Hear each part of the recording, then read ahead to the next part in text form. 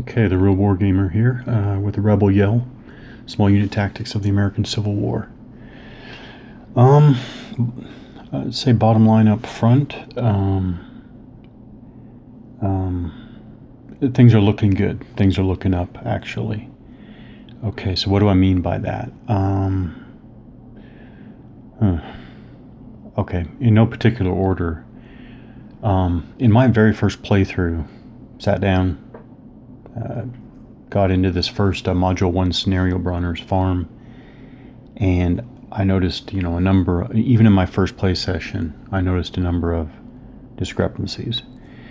Two good examples, the CRT, right there, but also the sequence of play for Module 1, as written in the rulebook, does not match the game turn segments on the player aid card. So I went online, did some searching around. I really didn't even have to spend that much time or dig that deep. So I did find, fairly easily, fairly quickly, I found errata, and it's nice that these discrepancies that I had run into right with the very first play session, Module 1 rules, those problems were specifically addressed in the errata. So I had the combat results table, I guessed that right, and it is a known discrepancy in the sequence of play, or the game turn segment sequence in the rules versus the play aid card. So that made me feel, that raised my confidence in continuing. Okay. So, again, in no particular order. So things are definitely looking up. This is a game, I mentioned before, this is a game I want to like. This is a game that I really want to get into. It looks like it's what I'm after. I want detail and I want options. Detail and options. Detail and options. And it looks like when I get to the full rules, that's what this game provides. I like the scale. I like to go lower than kind of the typical, not typical, but I guess I could say traditional battalion level. And I mean battalion loosely. I mean battalion or rough battalion equivalent. I like to go below. I like to go down lower than that, closer to the ground, so to speak. Okay. Now the game, as I'm thinking now. By the way, I found a whole nother version of the rules online, actually through Consim World forums. So now there are at least 3 distinct rule sets. Now, are these a direct evolution? Some games, well, I guess the gamers, something like Tactical Combat Series would be the classic example of a direct evolution. Then, of course, you get to something that is not at all a direct evolution, like the La Bataille series, and that's a whole nother experience. So I'm not sure what the experience is here. I'm going to continue on with the programmed rules here, and then later on, when I'm enjoying the game more, I'll figure out, I guess, where to go more permanently, so to speak, rules-wise. Yeah, so that's that. Now, what am I thinking about the game? I think that the problems I've run into, as well as the positive things I've run into, one might say they are derived from maybe the same source, and that is that this definitely appears to be a designer's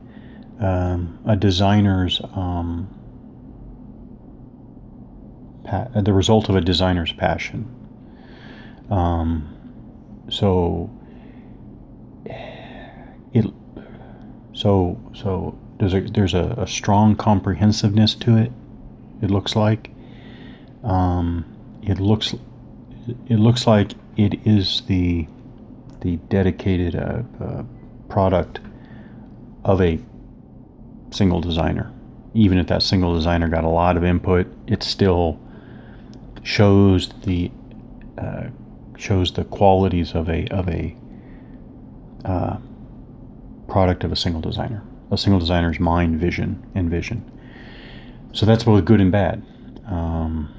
It's good because I see a lot of, again, comprehensiveness, cohesion, I guess you could say.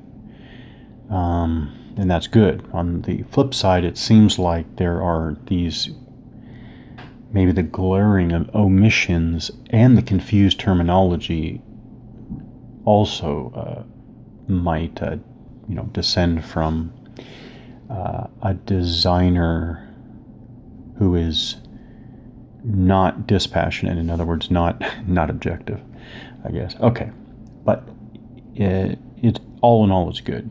All in all, it is definitely good. I think it's pretty interesting. Well, I guess we'll pick up play here again. Just to talk about some things. These guys fired to no effect. Now this stack right here is, let's see. What was I going to say? Oh yeah, because of what I've said before, I guess it was on the last video. I did do some rules study here, and actually the rules it's under stacking. So some of my questions were answered, some are still not, some are still unanswered. So these guys are right here. I'll put my own marker there. These guys are here. So the rules specifically say under stacking. I would not have thought to look under stacking, but there it is. So so first of all, the rules say units that begin at a unit moving onto a stack should be placed on top. Okay. I like games where the order of the stacking of the units in a hex specifically refer to who is in front versus who is behind. I'm not sure, well, they never make reference to this that I've seen yet here, so I'm not sure that's supposed to be what's intended here or not. But okay, so when a unit, I guess, little pretend units here. So when the unit moves onto a stack, it should be placed on top. The stacking order of units in a hex may never be rearranged in an ezoc. So if the enemy were here, well, the enemy were here. They're in the ezoc of the Union unit here, so the Confederate player could not rearrange those units. Otherwise, a stack may be rearranged only once per action segment. And there are specific action segments. Not all segments are action segments. Okay. Then it says, only the top unit in a stack is affected by combat results. The exception being what we already found, and that's a disrupted result. If a unit is eliminated due to a combat result, the succeeding unit in the hex absorbs excess losses, if any. So then you do go down the stack in assessing losses. Still not clear what that's supposed to represent, but that is clearly how you do it. And then that's it. So I'm trying to recover here, right? So the stack got the disrupted result. Right here, disrupted result, 2 units. Before it was unclear to me, now, well, it's still not clear, but I guess they are going to rally by individual unit, because individual units act here, which is a little unclear, because you can still combine fire, which is combining actions. But anyways, assume, now I'm assuming that they're going to go separately, okay? So, which would explain the different states, right? Okay, so the first unit, morale is 6, that's set by scenario, -2 organization hits, so its morale is 4. So it rolls a 6, and so it fails. So I think it just stays. So it's going to stay disrupted. The next unit does not have the hit, so it has a 6, and it succeeds. Okay, so I guess, but it doesn't change the order. I can't just move the unit on top to show it's not disrupted. So I guess I have to use disrupted markers for every unit in the hex. I'm not sure I saw that many disrupted markers in the counter mix. Huh. Oh well, I'll continue moving forward with what I see here. So now, well, let me correct myself right now. I'm going to add disrupted markers to each unit here. Oh man, you're going to be able to have some incredibly tall stacks here. Now, whether you want to have that or not, I guess we'll see. I'll walk through this fire combat. These guys right here, this stack, they tried to rally as well, and they had the exact same result as this one. The top one failed, the bottom one succeeded. Yeah. But I'm going to do the fire combat. I have 2 infantry units right here. Oops. 2 infantry units. And right there. They're going to fire at this stack.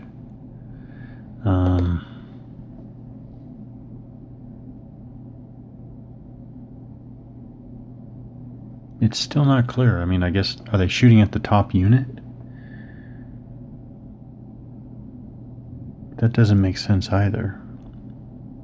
Oh well. Oh well. Okay, so 2 infantry units with no organizational hits. Well, actually, that doesn't matter yet. So their fire factor equals their range factor, which is adjacent, or a range of 1. So that's 4 times their strength. Remember, that's 1 for each company, base strength of 1. So 1 plus 1 is 2, times 4 is 8, minus O hits, which is 0 for 8. So their fire factor is 8. So they are, they start on the 8-9 line. Then we go through for line modifiers. The target is in woods, side there in the woods there. So that's -1. See, flanked advanced charge, skirmisher, undercover density, mounted cavalry. The firing unit is not disrupted. I should say units, right? Advanced fire marker, no stand to fire volley, whites of their eyes, undercover, no. I don't think any of those apply. No, I don't think so. It's down 1. Down 1 for the Confederates being in the woods there. So that puts us down to the 6-7 column. They get a 4. A 4 is a D result. Okay, so D result. So put that there to remind me. So now we have. How should I do this? I guess I'll go D result. All right, let's try this. Combat results.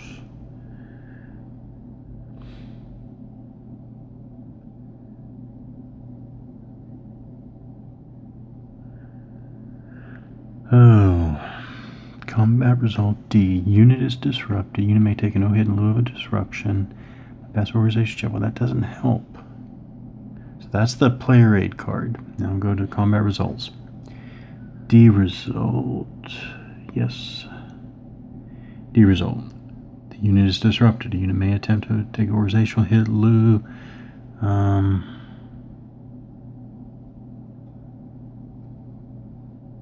Oh. No.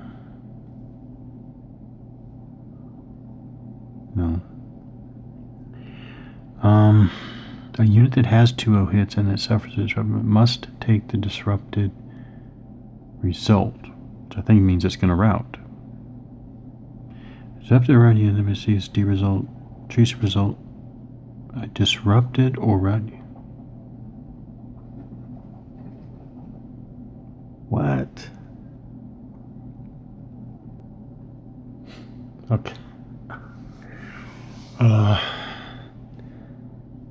Alright. I guess I'm going to continue, and I'll bet you the designer never intended it to be this confusing. So, this is where I'm going, and I'm jumping in different rules sections. It is a D combat result. The unit is disrupted. Now, a unit may attempt to take an organization hit, blah, blah, blah, but not when it has two... Wait a minute, I thought this guy had 2-0 hits. Who am I thinking of? Never mind. Okay, so now I'm going to jump over to combat effects. A disrupted or routed unit that receives a D combat result treats the result as 1-0 hit. It's disrupted. It received a D combat result, so it's an O hit. That. Now the question is, does it apply to this one? That does not. I guess not, because this isn't a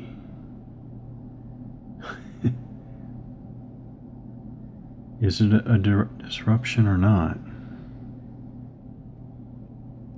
Ay. Well, I'm still going back to only the top unit of the stack is affected. A disrupted result affects every unit in the... That's devastating. A disrupted result. That's annoying because there's multiple references to a disrupted result, and of course there are multiple references to a D-combat result. Are those exactly synonymous? I guess. Okay. Wow. But this is a D result. Is a D result a disrupted result? If it's a disrupted result, then it affects every unit in the hex. That does not...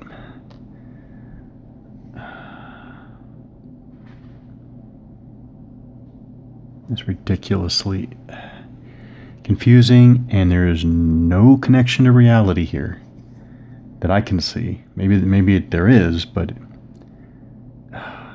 Okay, so is he supposed to take an O hit, or can he roll to take an...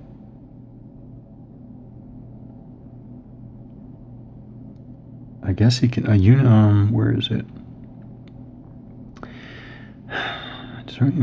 What? The only time a unit may attempt to take an O-hit instead of the disruption is when they're in good order. And when they receive... Okay, so he's not in good order. He's already disordered. So, is that... Wow, that's devastating. That's devastating, and I'm not sure that makes any sense. That is not a good combo. That's not a good combo at all.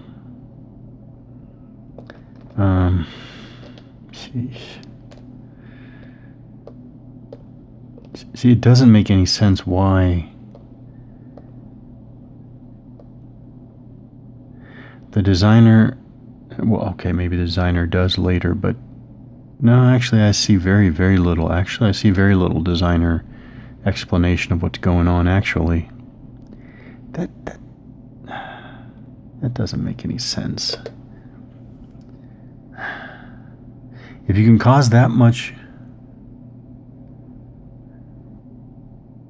I don't know what is intended there.